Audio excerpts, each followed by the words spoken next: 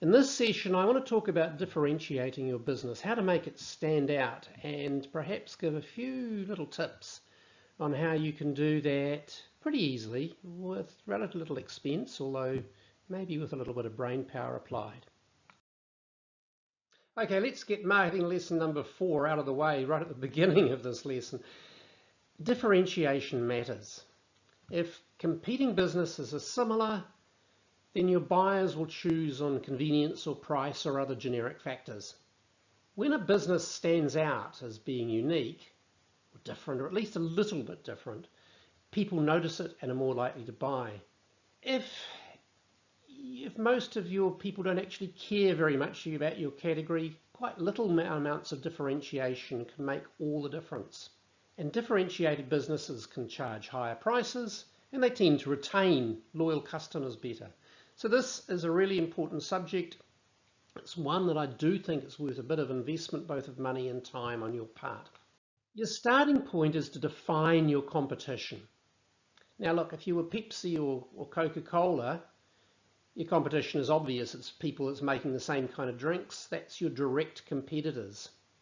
But if you talk to marketers in those companies, you'll find that they also talk about things like share of throat, meaning that they feel they compete with anything in the same sort of general area, that with milk, with beer, with orange juice. In the same way, if you're making tiles for roofs, then it's not just other tile makers, it is people that's making long iron material or whatever. So think widely about who your competitors are. It's anybody who is basically going to get that dollar that a client might spend on you instead. Now your steps to being better than the competition session is to fix your negative perceptions first. And if you've talked to your customers, got some feedback, before you do anything else, make sure you fix anything that's grossly negative wrong with your quality or your location or whatever else. Then the next step is to identify your strengths and to create differentiators, and that's what we're going to talk about today, how you can do that. When we talk about identifying strengths to focus on, the things that you should be making sure are in all your marketing material, there's 3 things to think of. What's special about our business? What do you think is good about your business? Then how do those things compare to the competition? And that's why we've got to understand who our competition is. Who do they compare to the things that rivals do? What are you better at? And then, which of those things really matter to customers? If we put all those things together, we can start to understand what we should be focusing on and what we should be differentiating on. I suggest, and you might want to get a piece of paper and try this out yourself later. Well, you should get a piece of paper and try this out later. I want you to ask 3 questions. First of all, I want you to kind of list what makes your business good. And you see there I put anything. It can be anything at all, from we smile a lot at our customers through to particular features of your product or service, through to your location, through to the fact that we have a nice style or ambience. It doesn't have to be anything big, anything at all. Get a good list of anything that you think is quite good about our business. Don't be humble about it, put it all down. Then you've got to ask yourself, which of these makes us different, better than competition? And then, how important are these to your customers? And once again, I'm urging you to be self-aware and honest, not humble, but self-aware and honest as you answer these questions. So, as an example, maybe you think one of the things that's good about your business is we've got a pretty convenient location to get to. Then you think about that a bit more. Our location's a little bit easier to get to, got better parking or whatever than some of our competitors. But how important is that to your customers? Well, maybe if you think about it seriously and honestly, and you talk about some customers, you'll find out it's a nice feature, but it's not so important because your town is quite small. And you do a similar sort of things with prices, perhaps. Maybe you think our prices are reasonable, but maybe lots of other people have reasonable prices, but it's still a very important thing to customers, and so on. Maybe you've been established for a long time and you've got well-trained staff, therefore, and your rivals don't, and it is an important feature. And The same with variety of products or whatever's on your list. This was what we use to prioritize our marketing. If you like, you're giving green boxes to those things where you've got an advantage, and red boxes where you're not really advantaged. So we have a convenient location. Yeah, that's good. It's different from our competitors, but it's only somewhat important to customers. That's kind of like one tick out of two. You do the same things, and you see perhaps in this example that being established is different, and having trained staff is important to the customers because people around here are suspicious of new businesses and want really well-trained staff, and most of your rivals are new. Maybe that's a competitive advantage.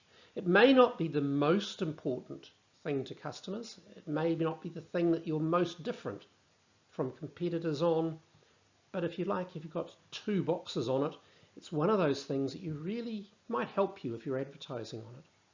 And the idea is that ones that you've got one box on are things you might want to mention in your advertising, and things with your two, they become the core of some of your messages. So it's really about brainstorming what you're good at. Think very widely about what makes your business different from other ones. Get beyond the practical stuff like your product features or your pricing. Give me things about the personality of your own. If you've got a small store, just the fact that you're very, very friendly and you always got a smile, if you're honest with yourself, maybe a differentiator.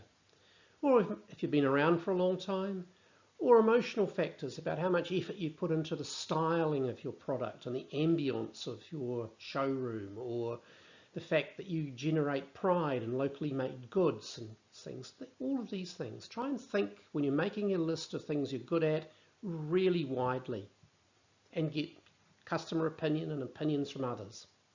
Then try and imagine the answers to our three questions. In an ideal world, you might pay a market researcher or someone to get that information and the opinions on these things directly from other people and from a wide selection of customers. Or you might talk to suppliers and others about it. But get some information, try and find out for yourself, and at least try and imagine the answers to those questions. What do you do with that exercise? You've got your big grid and it shows you some green boxes. Well, as in our example, if long established is a key differentiator, well then you'd be thinking about, well, do I do a 15th year anniversary discount or special promotion, something to make people notice you've been in business for a long time? How do you put together a referral program, something to encourage local and long-term customers, to encourage them to talk about you? Do you make sure that all your advertising, whether it's a little leaflet or it's something you say on the radio, mentions the fact that you've been established, if it's important? The aim is to make you focus your marketing on one or two benefits that help you stand out from the crowd. One of the reasons a lot of marketing fails is simply that people try and mention everything they're good at or everything they imagine they should be good at, and it never gets noticed, it all gets confused. You want to have one or two key benefits, and they need to be the things that differentiate you and are important. So it helps you get focused. Now what happens when I do this exercise with some people is they say, look, but Alistair, hey, we're not special, we're just, this is a generic category, I make fence posts or whatever. There's nothing special about our business, you can't differentiate on this, we make white flour. If you can't think about anything special about your business, then you need to create some differentiators. There's always some.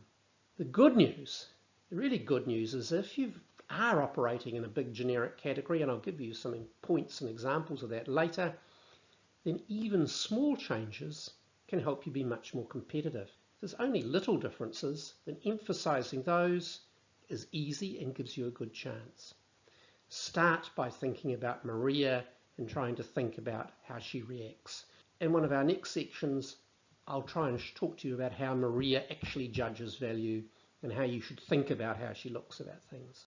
So you figure out what matters to your customers, you try and get customer feedback, try and think like her, what does she need and desire, try and imagine your Maria all the time. And the other big thing to do to find new ways to differentiate is to observe the competition. Not all of them, but the ones you admire. There should be some that you admire. Imagine Maria buying from them. What would she like? What would she dislike about the process? And then do some more brainstorming and create a plan to differentiate your business. List all your ideas and think about what changes. The changes may be simple as a new paint job or a bigger sign, or they might be quite complicated things. You might need to completely reconfigure your buying pattern on your website and how people will make the choices on your website. But whatever, prioritize differentiation. If you can think, after you've done this exercise, of one or two simple, cheap things, go away and do them. Do them now. They make a difference to your business. If they're harder and more expensive, start putting time and money aside for them. But treat differentiation as part of your strategic plan. So, now the honesty section again. How do you rate? To what extent would your Maria or Marcus or whoever notice something different and relevant that differentiates your business from alternatives? If you're still on the nah, which is the same as the others, 1-star level, then you need to do something about it. It's a lot easier to market your services if you have an idea about what makes you special. If you're 2 stars, fine, go on to the next stage. 3 stars, well, good on you, but make sure you keep getting people's views and keep monitoring this, yeah? So that's it. We've talked about differentiation. In our next stage, we'll talk about value and what it really means and how it doesn't have to be just about price. Okay, thank you very much. See you soon.